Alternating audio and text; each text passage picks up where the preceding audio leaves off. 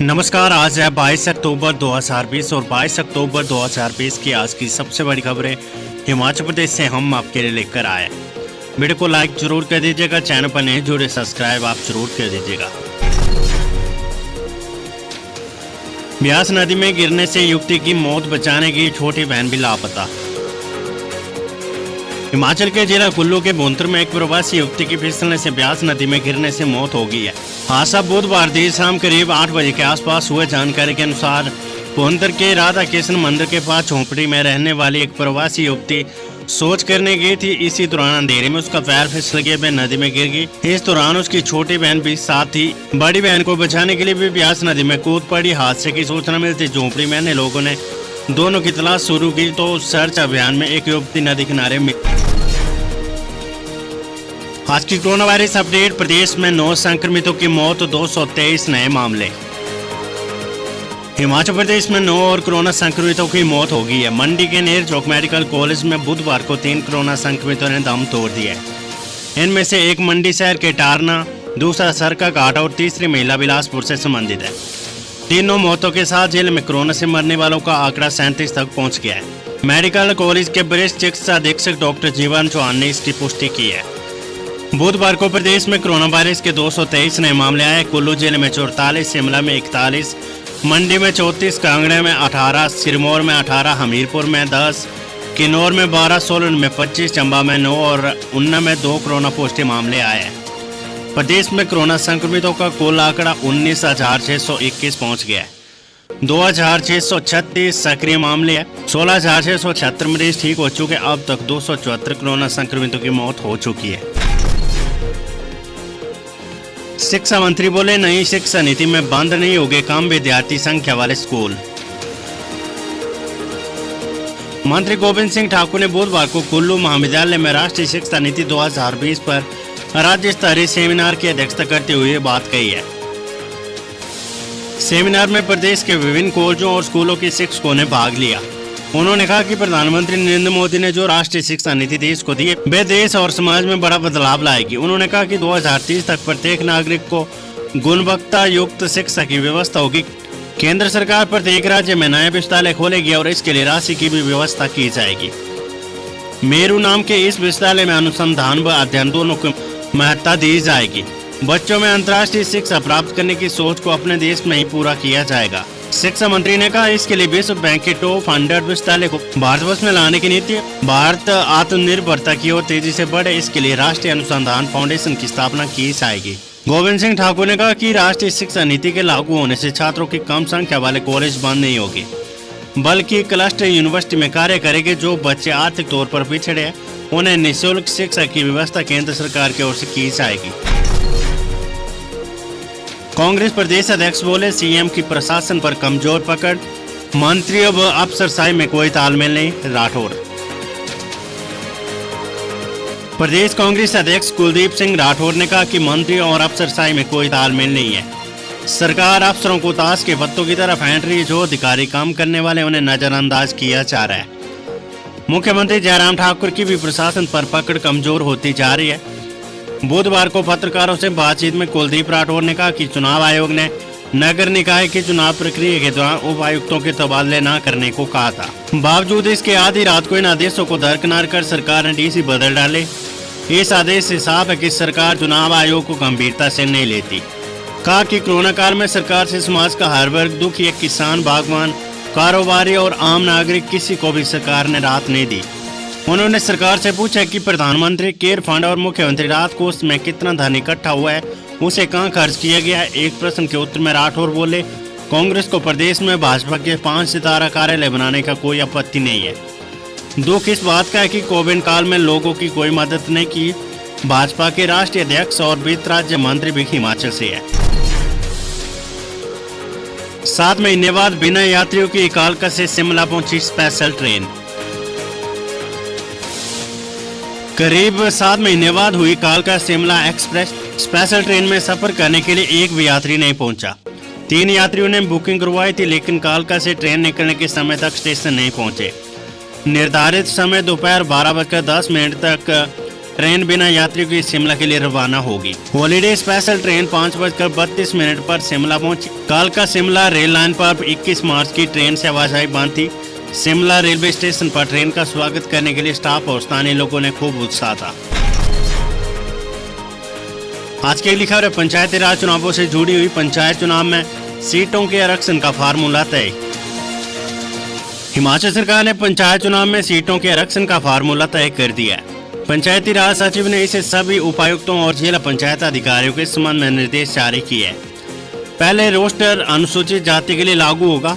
SC के सदस्यों का स्थान पंचायत क्षेत्र में उनकी जनसंख्या के अनुपात में आरक्षित होंगे।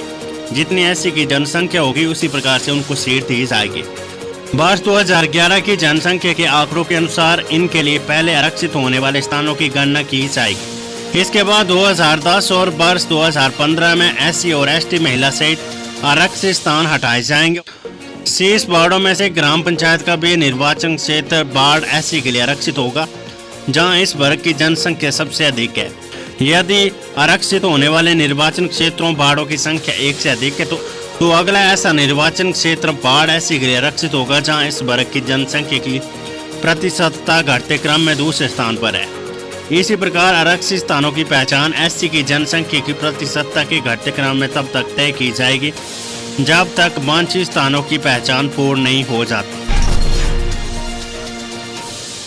लॉकडाउन से प्रदेश में होटल इंडस्ट्री को 20,000 करोड़ रुपए का नुकसान। लॉकडाउन के कारण हिमाचल में होटल इंडस्ट्री को करीब 20,000 करोड़ रुपए का नुकसान हुआ है। होटल कारोबारी भारी वित्तीय संकट से गुजर रहे हैं। अगर सरकार ने इन होटल कारोबारी को वित्तीय मदद नहीं दी तो सैकड़ों होटल पर ताले लटक सकते हैं। ये बात बुधवार को शिमला में प्रेस कॉन्फ्रेंस के दौरान federation of Himachal hotel and restaurant association के नवनियुक्त अध्यक्ष अश्वनी बाबा और उपाध्यक्ष संजय सूद ने कही है। होटल कारोबारियों की समस्याएं और मांगे सरकार के समक्ष उठाने के लिए प्रदेश की सभी होटल और रेस्टोरेंट एसोसिएशन को संगठित कर फेडरेशन बनाई गई है। राज्य सहकारी बैंक ने दिया डिफॉल्टरों को ऋण चुकाने का मौका। राज्य सहकारी बैंक ने डिफॉल्टर ऋणियों को लोक अदालत योजना में एकमुश्त ऋण चुकाने का मौका दिया है। प्रदेश के 6 जिलों में स्थानीय लोक अदालतों के माध्यम से डिफॉल्टर ऋणों का निपटारा किया जाएगा। शिमला जिले में ठियोग, चौपाल और जुब्बल उपमंडलों में अदालत 31 अक्टूबर और 1 नवंबर को लगेगी। इसमें लगभग 281 डिफॉल्टर ऋणियों के ऋण का एकमुश्त निपटारा किया जाएगा, जिसकी डिफॉल्ट राशि लगभग 14.66 करोड़ रुपए। इसका निपटारा महज 6.87 करोड़ रुपए में किया जाएगा। बैंक प्रबंधन की ओर से 7.79 करोड़ रुपए के ऋण माफ किए जाएंगे। जिला प्रबंधक ने सभी डिफॉल्ट ऋणियों से संबंधित शाखा में जाकर इस बारे में अधिक जानकारी लेने की अपील की। हिमाचल के कॉलेजों में दाखिलों के लिए 31 तक बढ़ी तिथि। नीट की परीक्षा में पास नहीं होने वाले विद्यार्थियों को सरकार ने बड़ी राहत देते हुए प्रदेश के डिग्री कॉलेजों में दाखिले की तारीख बढ़ा दी है। 16 अक्टूबर को नीट के नतीजे निकले हैं, जबकि 15 अक्टूबर को प्रदेश के कॉलेजों में दाखिले बंद कर दिए गए थे। नीट में चयनित नहीं हो सके कई विद्यार्थियों ने दाखिले के लिए जब कॉलेज में आवेदन किया तो संबंधित प्रधानाचार्य ने उच्च शिक्षा निदेशालय से इस बाबत स्पष्टीकरण मांगा। बुधवार को उच्च शिक्षा निदेशालय ने कॉलेज में दाखिले की तारीख 31 अक्टूबर तक बढ़ा दी है। कॉलेजों में विद्यार्थी अब बिना लेट फीस 31 तक दाखिला ले सकेंगे। ये बड़ी खबर है। अंतिम मुख्य है आपके पास। चीफ सेक्रेटरी बोले कंडक्टर भर्ती मामले में किसी गिरोह की आशंका से इनकार नहीं। अनिल खाची। मुख्य सचिव अनिल कुमार खाची ने कहा कि हिमाचल प्रदेश में कंडक्टर भर्ती की परीक्षा के मामले में किसी गिरोह के शामिल होने की भी आशंका से इनकार नहीं किया जा सकता। उन्होंने कहा कि जांच एजेंसी इस एंगल से भी जांच कर रही है। तहसील कल्याण अधिकारी के 5 पदों के लिए 30,442 अभ्यर्थी देंगे परीक्षा। तहसील कल्याण अधिकारी के 5 पदों के लिए 1 नवंबर को 30,442 अभ्यर्थी परीक्षा देंगे। राज्य लोक सेवा आयोग प्रदेश के 10 जिलों में स्थित 30 उपमंडलों में बनाए गए 154 केंद्रों में लिखित परीक्षा लेगा। राज्य लोक सेवा आयोग के सचिव आशुतोष गर्ग ने बताया कि किन्नौर और लाहौल स्पीति के अलावा सभी 10 जिलों में परीक्षा ली जाएगी। इसके लिए प्रदेश भर में 154 परीक्षा केंद्र बनाए गए हैं। पंचायत चुनाव मतपत्र छापने के लिए सरकार के पास कागज ही नहीं। हिमाचल में पंचायती राज चुनाव के लिए मतपत्र छापने को सरकार के पास कागज ही नहीं है। चुनाव आयोग ने सामग्री छापने के लिए 30 नवंबर का समय दिया है। दिक्कत यह है कि प्रदेश प्रिंटिंग प्रेस के पास मतपत्रों को छापने के लिए कागज उपलब्ध नहीं है। अब प्रदेश सरकार ने लखनऊ की एक फर्म को कागज का ऑर्डर दिया है। सरकार की प्रिंटिंग प्रेस में करीब 3.25 करोड़ मतपत्रों को प्रकाशित किए जाना है।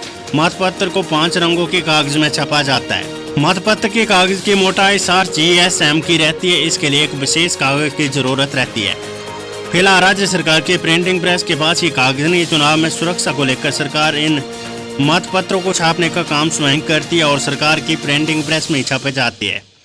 कागज की कमी को लेकर सरकार ने लखनऊ की एक फर्म को ऑर्डर दिया है। वहां से जल्द ही कागज की सप्लाई होने की उम्मीद है। इधर वोटर लिस्टों के प्रकाशन का काम सरकार ने चंडीगढ़ की एक फर्म को दिया है।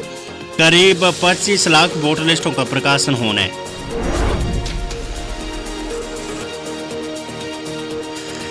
सबसे बड़ी खबर, एक बार पास हुआ टेट अब उम्र भर के लिए रहेगा मान्य। NCTE ने किया बदलाव। शिक्षक बनने की तैयारी में जुटे प्रदेश के लाखों उम्मीदवारों को केंद्र सरकार ने बड़ी राहत दी है। अब एक बार पास हुई अध्यापक पात्रता परीक्षा उम्र भर के लिए मान्य रहेगी। National council for teacher education ने शिक्षक पात्रता परीक्षा में बड़ा बदलाव कर दिया है। अभी तक 7 वर्ष के लिए टेट पास उम्मीदवार नौकरी के लिए पात्र थे। केंद्र सरकार से मिली छूट के बाद अब बार-बार टेट पास करना नहीं पड़ेगा। केंद्र सरकार ने शिक्षक पात्रता परीक्षा टेट को उम्र भर के लिए मान्य कर दिया है। अब तक टेट पास करने पर उम्मीदवार 7 वर्ष तक के लिए नौकरी के लिए पात्र होता था। इसके बाद उसे शिक्षक बनने के लिए दोबारा परीक्षा देनी पड़ती थी। NCTE द्वारा नियमों में बदलाव किया गया। बदलाव केंद्र के साथ ही राज्य पर भी लागू होगा। केंद्र और राज्य NCTE नियमों में टेट करवाते हैं। केंद्र सरकार के लिए CBSE और राज्य अपनी परीक्षा खुद करवाते हैं। National council for teacher education NCTE की पिछले दिन हुई बैठक में टेट में बदलाव करने को मंजूरी दी गई थी। डिग्री फर्जीवाड़ा बंद होगा, मानव भारती विश्वविद्यालय नए दाखिलों पर लगाई रोक। डिग्रियों के फर्जीवाड़े को लेकर विवादों में मानव भारती विश्वविद्यालय सोलन की नींव पूरी तरह से हिल गई है।